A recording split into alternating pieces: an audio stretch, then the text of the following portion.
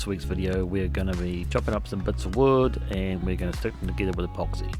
West Systems 105 and 206 hardener, and they're 406, which is a fairing sort of and mainly a filleting compound. It's also quite good for gap filling.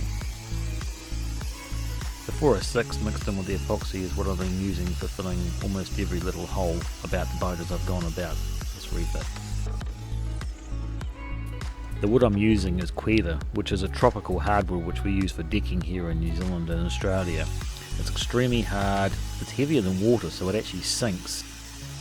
It won't be everyone's choice in wood for this sort of work, but based on availability and price it was hard for me to turn a blind eye at it.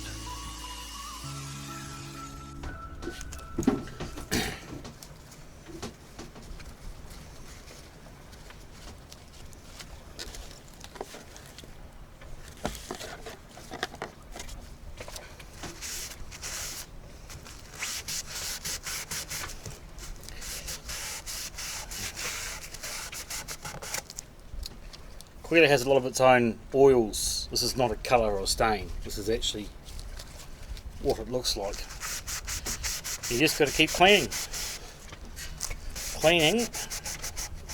until you get all the oils out. Otherwise, when we bond these pieces together with epoxy, they just won't stick.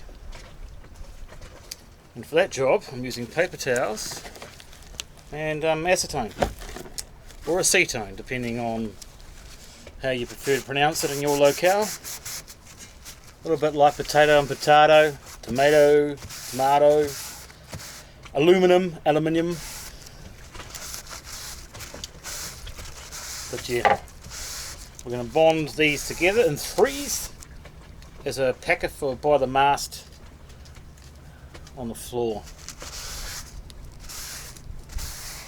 And as you can see, we're getting close.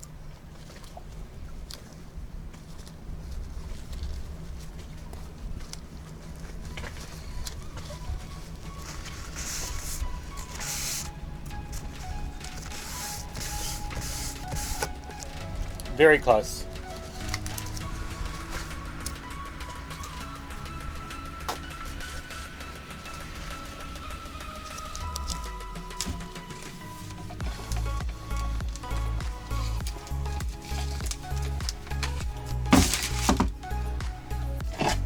Remove any loose bits from your brush. The idea here is we're going to put straight unthickened epoxy onto the Quever. The unthickened epoxy has got the highest chance of filling all the little wee grooves and gaps and grabbing hold of the fibres much better than what the thickened epoxy will. And afterwards we put the thickened epoxy on to fill the larger, bigger gaps, and it will bond chemically to this first layer.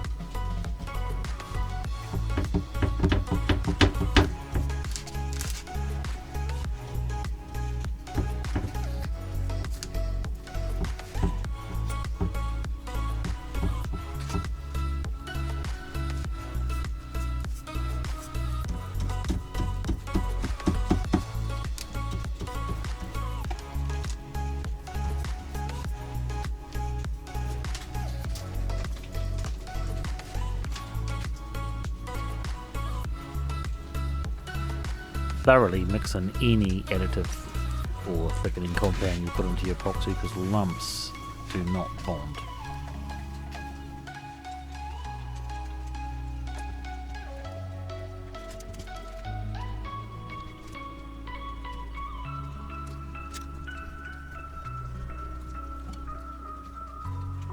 The idea is to put it on nice and liberally. You want a nice thick coating, you're going to get a lot of squeeze out, but that's okay, that's normal.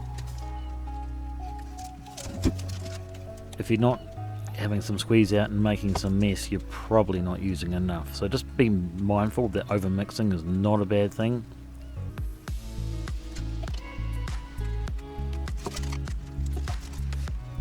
Also, when it comes to clamping, you want it together and slightly firm, but you don't want to put lots and lots of pressure on it, because you don't want the actual structure you're gluing together with epoxy springing back out after the clamp is released. The clamp's just there to hold the pieces together and generally provide it support while it sets.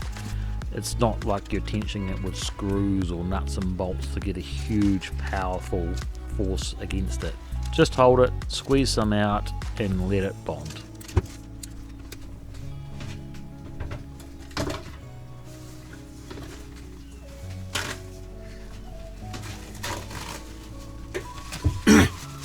We don't want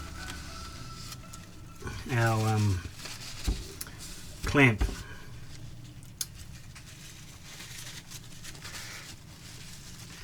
stuck to the wood that we're currently filleting. That would suck balls.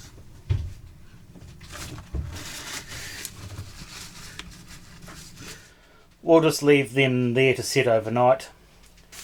Because this is plastic, the epoxy won't actually stick to it. Well, a little weeny bit. It'll just tear off and we should better clean it up.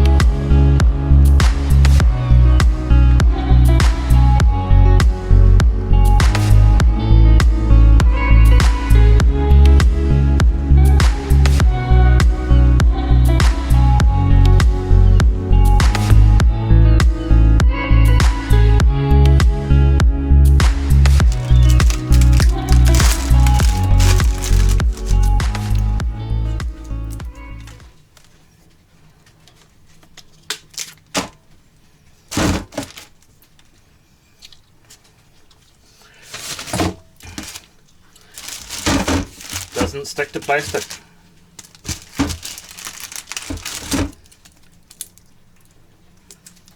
It's quite a little bit flexy.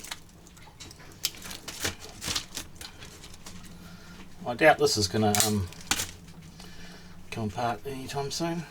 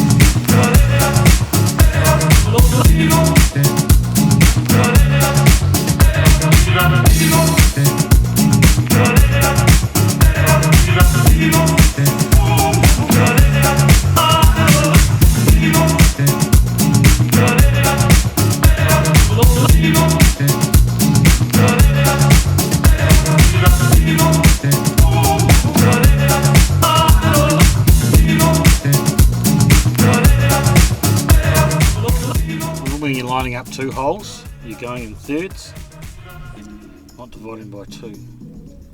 So I'm just going up 20 mils each time because we're shooting around 60. So that's 20 mils up, there's 20 mils.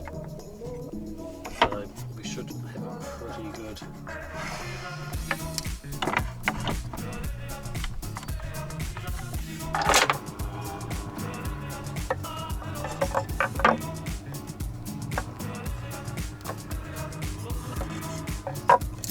I wish the boat would stop moving.